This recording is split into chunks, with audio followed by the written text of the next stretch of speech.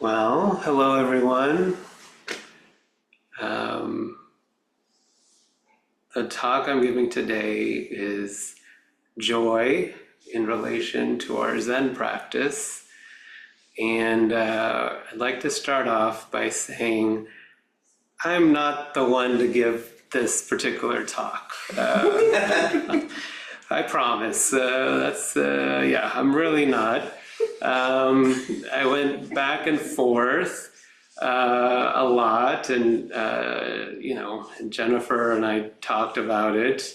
If I'm really the one to give this, as a person who's worked with people for the past, 15 years with terminal illnesses almost exclusively. If the talk was about hospice, illness, grief, loss, dying, death, I feel more comfortable maybe giving that talk. A talk around suffering, I wouldn't feel maybe as uncomfortable, but joy. So Suzuki Roshi says, if it's not a paradox, it isn't true. This topic has been bubbling up for me. I think about it, and the benefit really was in the preparing of this talk. I got to reflect on it for several weeks, which I appreciated. So, as I'm not so confident in this arena, I asked several members of our sangha this question that I'm going to ask in this exercise. So let's start here. The question is, how does joy relate to your practice? How does joy relate to your practice? And you can use this prompt as a writing exercise to kind of help see what comes up. The other option is you can sit if you'd like to see what bubbles up, if you'd like to participate. We'll have about 5 minutes to write. I'll signal our timekeeper when it's time to end. I might give a little more time if people are, furiously writing.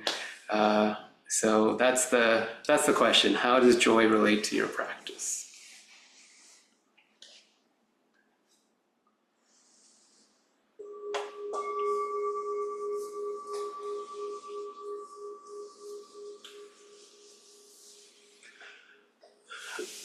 Okay, so I saw several people writing a lot, and I'm very curious. I'd love to hear if you're willing to share when it comes to this prompt, how does joy relate to our practice?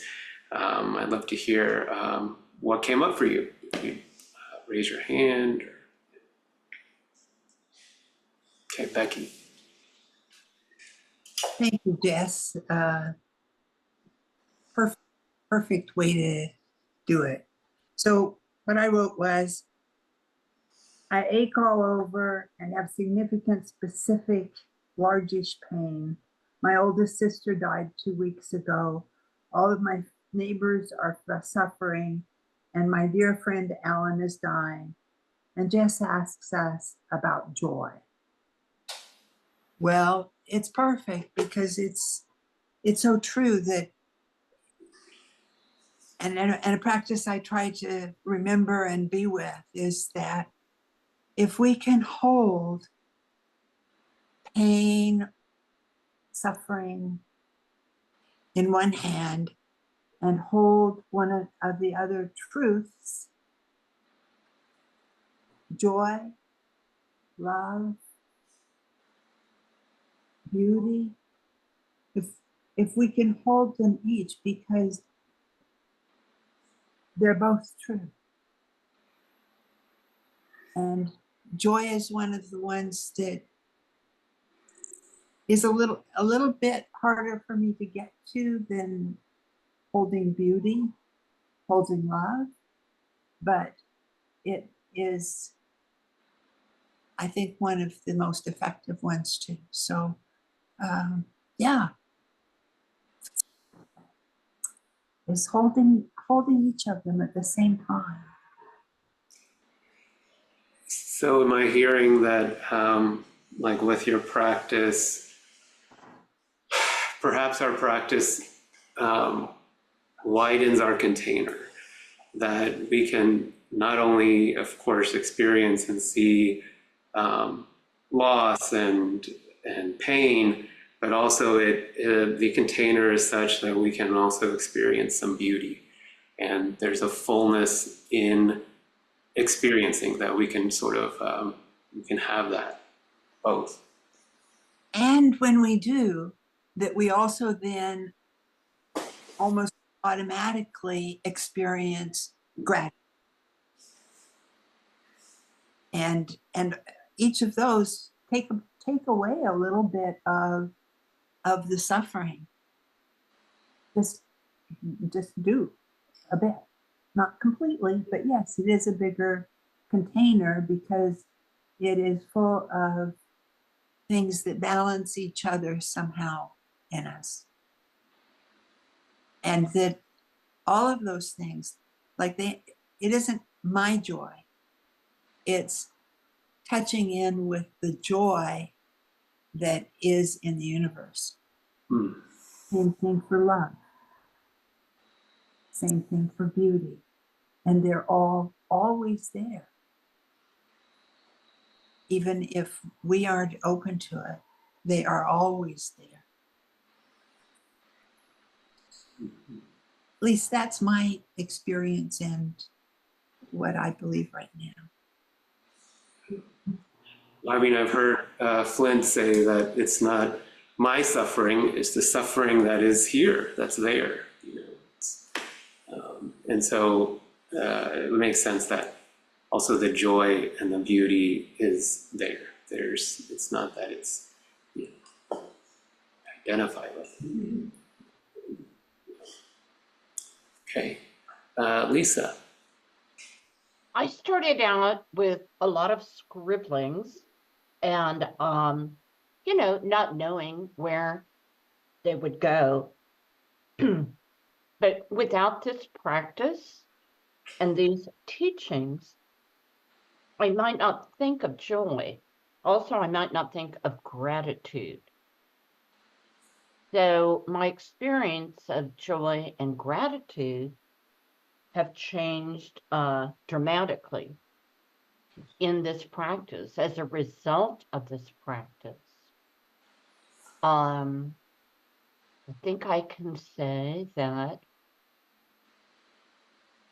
there was a time not so long ago when I experienced some joy as something that had to happen to me.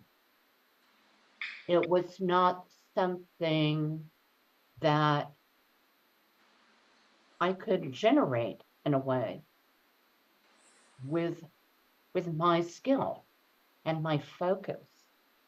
And what I came down to in the end, I wrote that joy is saying yes to life. Because things that are happening around me right now and in the greater world, I don't feel like saying yes to those things. My feeling is part of me wants to be dragged down by them, weighted. So it feels weighty. And, my perception of joy is that it feels light, but I'm not sure that's true. So, the texture of joy has changed for me. But once again, joy is saying yes to life. Like Becky, I moved to the point that, that acceptance is also closely related to gratitude. So I'm kind of wondering as I'm talking, do I can I experience joy without gratitude? And I'm not sure that I can. You know, all of this, all of these focuses, all of these life experiences are intertwined and interdependent. But I think to experience joy, I must also experience not knowing. I have to experience not knowing instead of being certain that the outcome in my personal life or other life, instead of being certain that it's going to be disastrous and catastrophic, which actually harms me as well as others in a way. If I come forth in that way, it really precludes any possibility of joy. If I have a catastrophic thinking mindset. So at the end, I decided joy is indeed an expansive mindset, an attitude of unfolding, and an attitude of being fully present to whatever unfolds. And I also thought of the poem that Joel read, maybe an inquiry, the W.S. Merwin poem of thank you, thank you for everything. And that can lead to joy, but it's something that can be cultivated. Mm-hmm. Mm-hmm.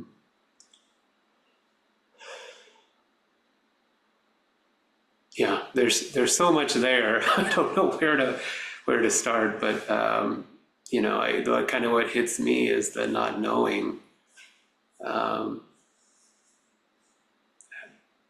could we be present in the here and now if we knew, what was to become? And so the not knowing allows us to have just this, which is probably helpful. Being in the here and now is helpful to cultivate joy. Yeah, thank you. Well, yeah, I'm also thinking about creating the conditions for joy to arise. Yeah. These are all, well, thank you. And these are all really helpful lead-ins, kind of, I think, to the talk. Does anybody else want to share before we move on? Nate? As I was reflecting on this, I started writing a bunch of bad haiku. But then it ended up in a line or two that I actually liked but weren't inside the haiku. It says, joy is not grief's opposite. Joy has no opposite. It's the constant context that we only forget. So that was coming for me about creating the conditions. It's like it's always present, it's always available. And then how do we create the conditions to remember? Yeah, the recalling. So wonderful. This is a wonderful start to the talk, as everyone has shared very helpful things, I think, about joy in their practice. So Peg said that if we're not cultivating joy, why are we doing this practice anyways? That hit me. And Jack Kornfield said something similar. If we cannot be happy in spite of our difficulties, what good is our spiritual practice? So I think for me, this topic started bubbling up at our February intensive when Peg said that joy can be a subversive act in a culture of fear.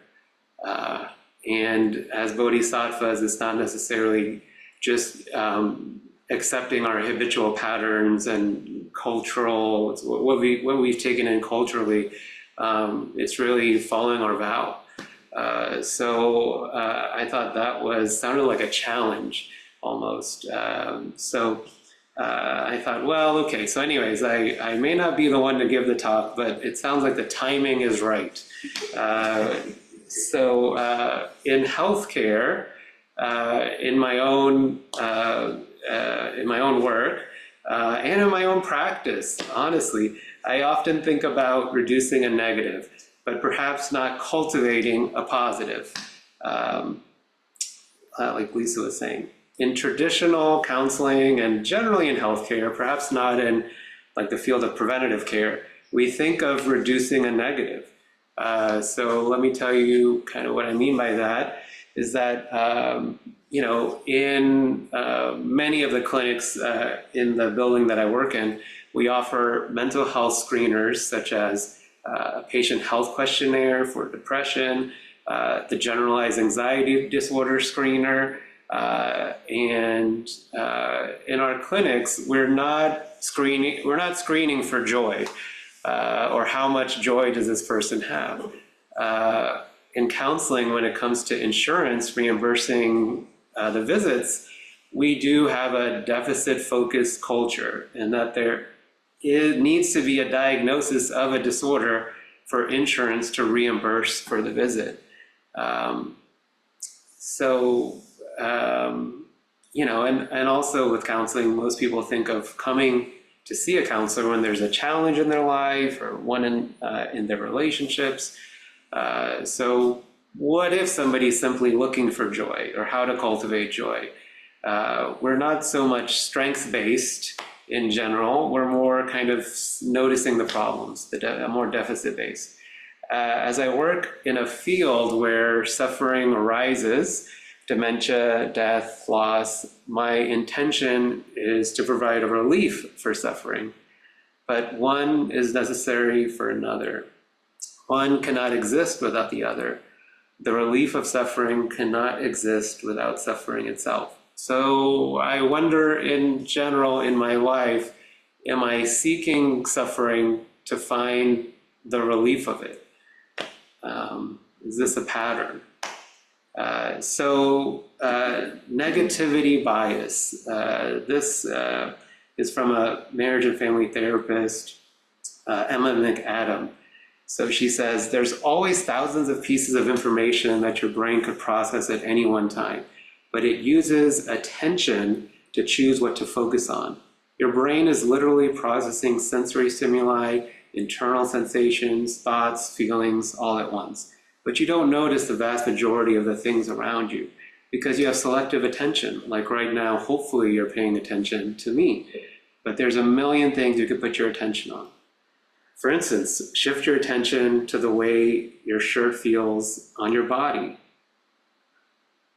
how your tongue feels, the roof of your mouth, the temperature of the room, the sounds that are being made, the ambient sounds outside, the cars. All of these things were here, and they're here all the time, but you may not have noticed them in this particular moment because your attention was hopefully here. So trouble abounds everywhere, but goodness abounds everywhere too. Our assumptions can help create our reality, and what you pay attention to, you get more of. So your brain literally makes more neural pathways about the things you pay attention to. So if you notice a lot of dangerous or anxiety-provoking things or thoughts, your brain is going to make more pathways for stressful, dangerous, or anxiety-provoking things.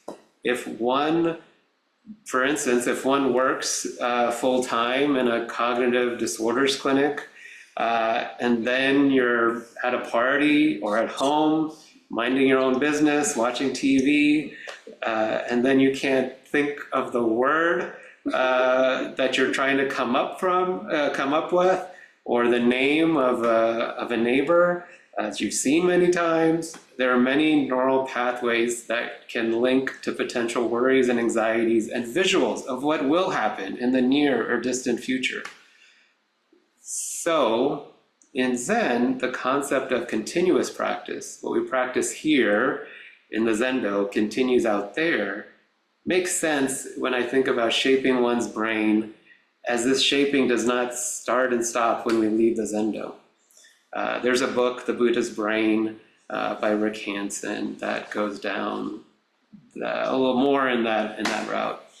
So Emma says that our brain has a built-in feature, a built-in bias, the negativity bias meant to keep you alive. So one of our members has said that, when we enter the Zendo, the first thing they notice is when something's out of place. Our brain has this built-in feature called negativity bias. It's a cognitive phenomenon where we tend to pay more attention to, remember more vividly, and be influenced more strongly by negative information compared to positive or neutral information. The bias is believed to have evolutionary roots, where ancestors needed to be hyper-aware of potential dangers and threats in their environment for survival. So let's say your ancestor was in an open field with 100 delicious watermelons, mango trees, a beautiful lake, a hot spring or a cold spring, and just one saber-toothed tiger. So which one would they focus on? In order to survive, you had to selectively filter out the positive opportunities and pay attention to the dangers. This is called negativity bias or risk aversion bias. Your brain is not designed to make you happy. Your brain is designed to keep you alive.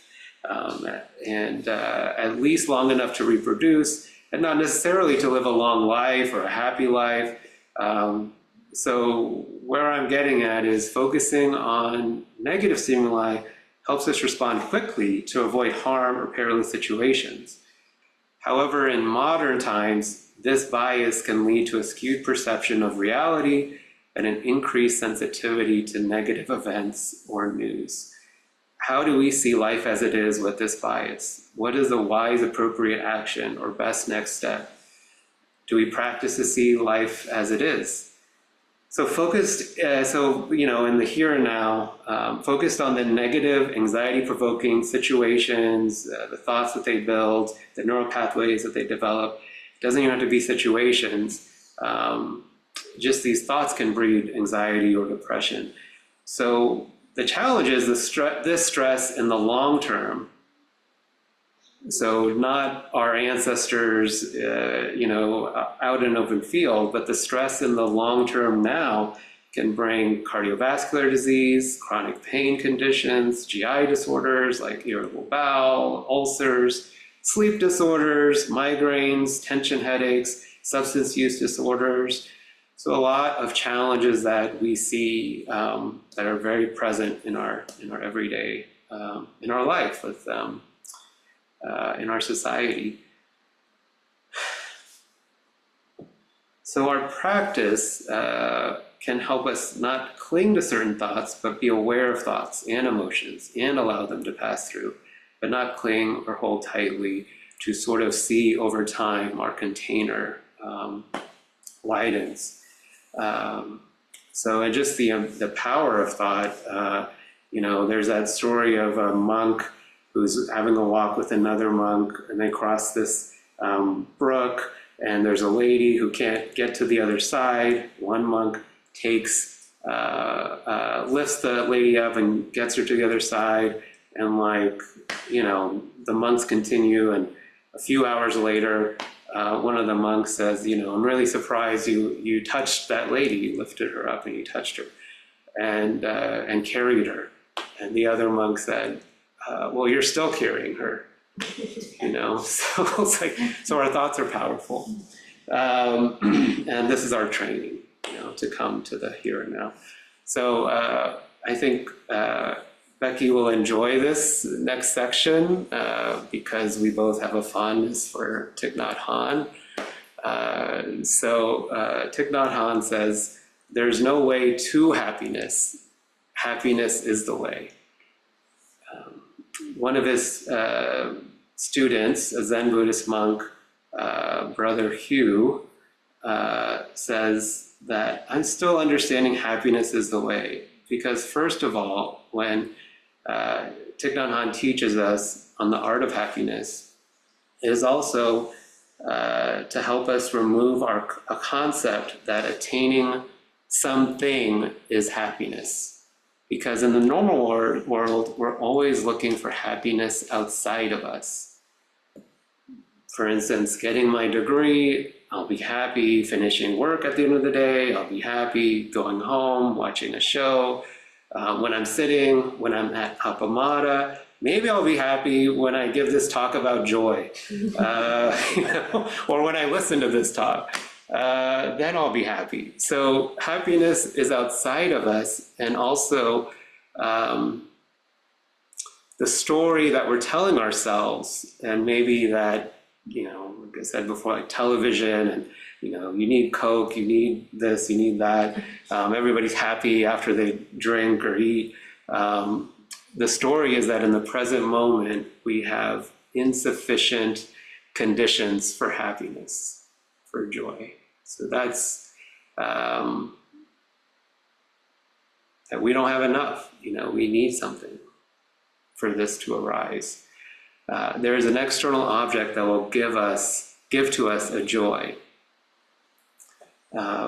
So Anileo wrote this mindfulness of breathing. That's the 16 steps, Anapanasati Sutta, and he says that sense restraint, so like if you're watching the TV and you see somebody drinking a Coke and you're like, oh man, that looks really good, or ice cream, sense restraint leads to delight and joy in and of itself, which are then conducive to concentration. Sounds that interrupt our silence, so like when we're sitting and there's garbage trucks, this handled properly, is what he's saying, recalling we are in the present moment, that here we are, here and now, can become the starting point for a form of cultivation of the mind. Rather than obstructing it. So Brother Hugh says, but the practice is to recognize that happiness is already there, such as when I wake up this morning and I just realize that I still have eyes that can see the colors of the forest, the flowers, I can see my loved ones, I can see the cat lying there, that's happiness. I have ears, I can listen to music, I can hear birds, I'm well enough, I can hear enough, and I'm well enough to give a hug. So when we come to the practice, we start to realize that happiness is very different than what we thought it is. And that's why Thich Nhat Hanh said that happiness is not outside of you. Happiness is in you and around you already. It's the recalling. It's whether we have the mindfulness to recognize the wonderful conditions that are there. And so if we change our perceptions, we start to see that happiness is the way. Just being is the way. And so we can free ourselves from the habit of running after happiness. So the recalling, and that's sati, the root word for mindfulness, and that's what he's pointing to. So how many neural pathways have we developed without questioning the habit of running after happiness or after joy? Probably a ton. So from moving from doing to being, from striving to just this. Thich Nhat Hanh has a very thin book. It's called, has a couple titles, but Living Happily in the Present Moment. And it's based on this sutra, The Better Way to Live Alone. And one thing he says is the past and the future live in the present moment. And the book we're reading, Shohaku Okamura, the Living by Vow book, he also had this talk on YouTube that was saying that in the West, we have this idea that, this is the present, what happened before is the past, and what will happen is the future. And he likes to think about it, and it sounds similar to Thich Nhat Hanh, that right here in the present is the past. What we think of, we experience, we feel. When we're thinking about the future, that is the present. So it's like present, present, and present, and in the present is past and future, right here. It's all here. And even the idea of present is a concept itself, because if you take the present, and he says if you cut it in half, then there's a past, a little future, and you take that and you cut it in half. But anyways, it's, he kind of takes that, the importance of this presence. And so let me, continue that. We think of the past, feelings of regret, longing, or shame may arise. When we think of future, feelings of desire or fear may come up. However, all of these feelings arise in the present moment, and they all impact the present moment. Most of the time, their effect does not contribute to our happiness and joy. Our anxieties and fears for the future make the present dark. There is no doubt that the future will be black too, because we know that the future is made up of the present. Taking care of the present is the best way to take care of the future. Taking care of the present moment takes care of the future. So when I I identify with that. Just working with care partners of people living with dementia, you don't know exactly what's going to happen, how it's going to happen, when it's going to happen. But the more we can take care of ourselves, get a good support group, take care of this present moment, then we'll be ready for what will come. We don't know what will come, but we'll be more ready. I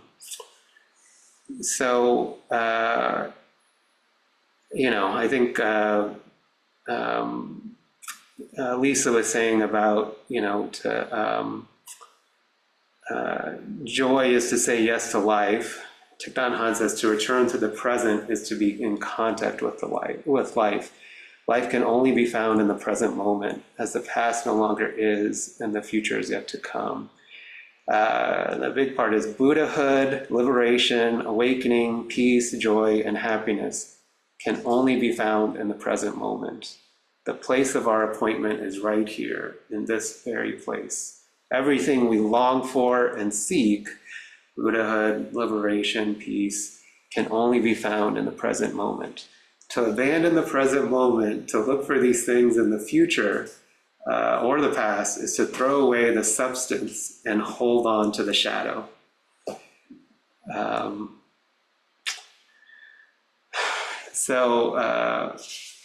Let's see here.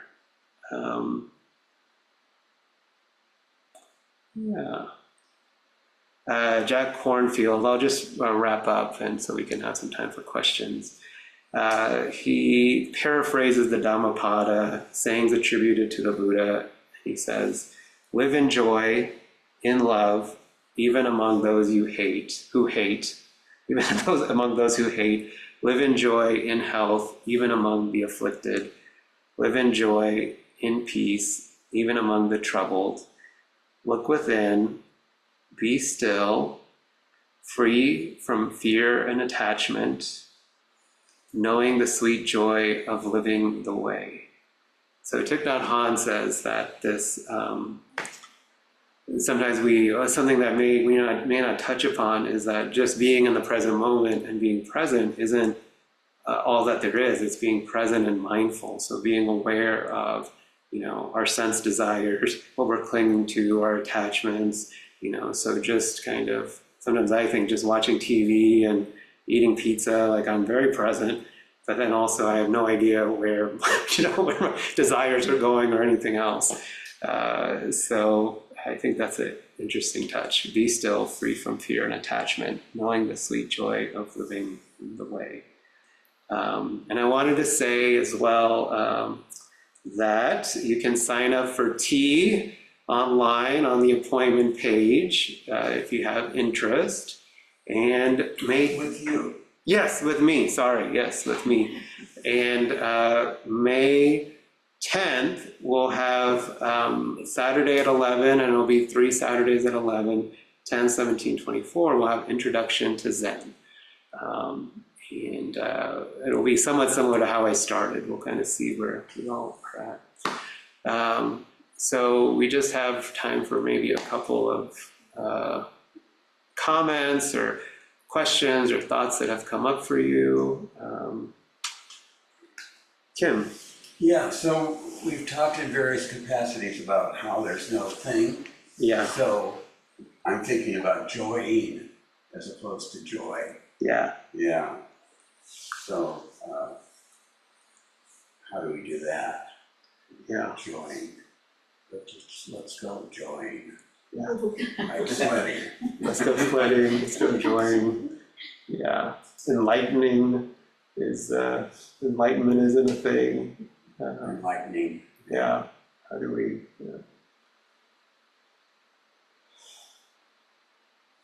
So thank you. think That's beautiful.